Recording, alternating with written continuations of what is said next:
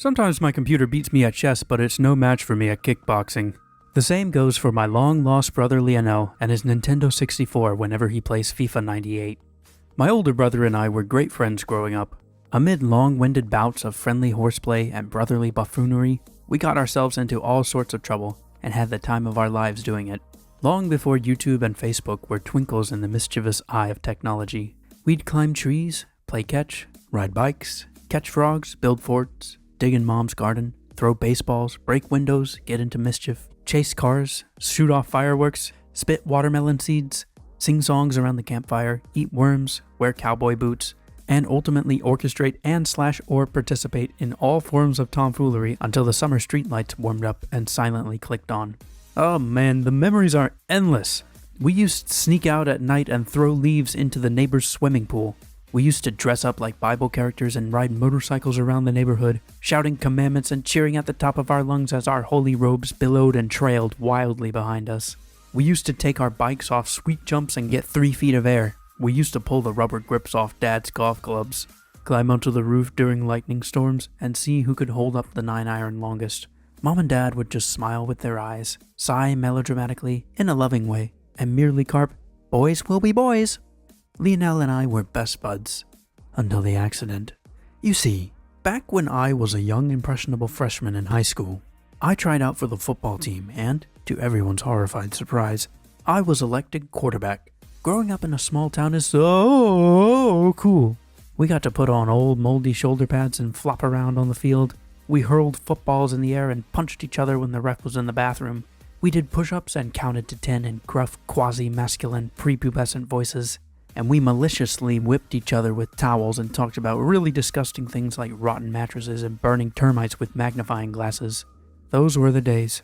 Lionel and I remained best friends, as well as brothers, and life seemed to flux and flow like a molten river of thick, chunky honey.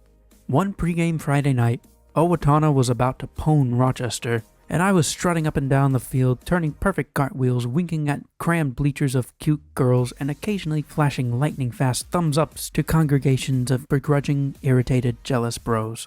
I was young. I was confident.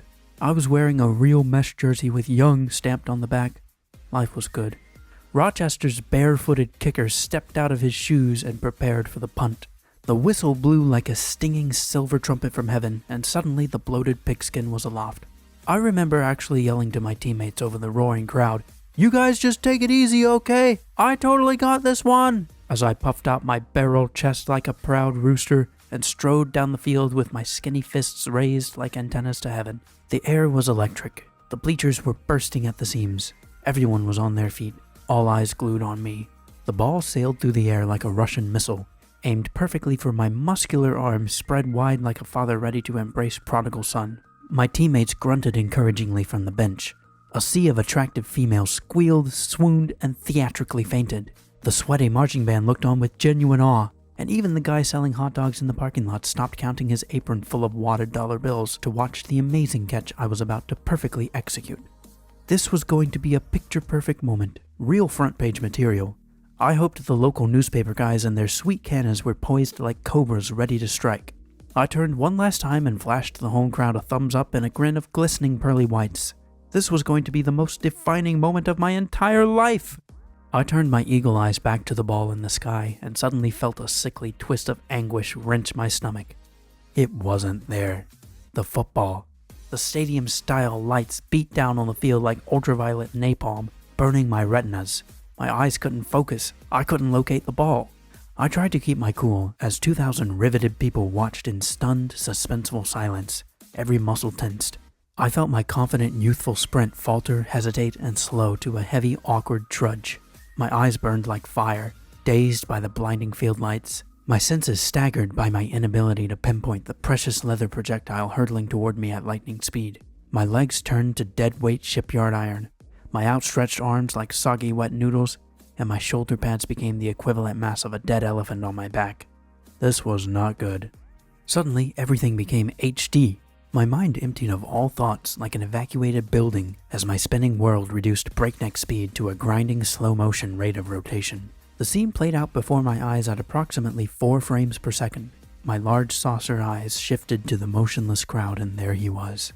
My dear brother Lionel, clad in turquoise sweatpants with elastic around the ankles and a yellow plastic sombrero atop his head, was holding up one of those funny oversized foam hands with the pointer finger, and he was shouting something at the top of his lungs. His mouth moved up and down in slow motion, but I squinted my eyes and slowly made out the words, "Look up, idiot!"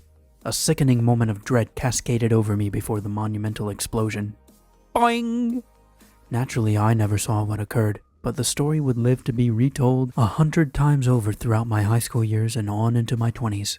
Apparently, the airborne pigskin rocketed through the atmosphere like a hot shell from an angry mortar, sailed through the sky down the length of the field, and bounced off the top of my helmet. Bullseye! I spun around like a dizzy ignoramus and fell flat on my face. The stunned crowd wasn't sure if they should laugh or cry. The wonderful thing about this whole story is that I don't remember any of this actually happening because, of course, I was knocked unconscious and had to be wheeled away on a squeaky gurney in front of everyone. I could write 100 blogs about how embarrassing that day was, but the point here is that Lionel has always been a great brother to me. On that fateful night, he tried his best to get my attention and warned me of the impending disaster. And although his warnings were left unnoticed until the last instant, we're still talking about the thought that counts, am I right? All this to say, I appreciate my dear brother Lionel so much because no matter what, he's always there for me. And sometimes he's there wearing turquoise sweats and a yellow plastic sombrero. And quite seriously, what more could you ask of a brother?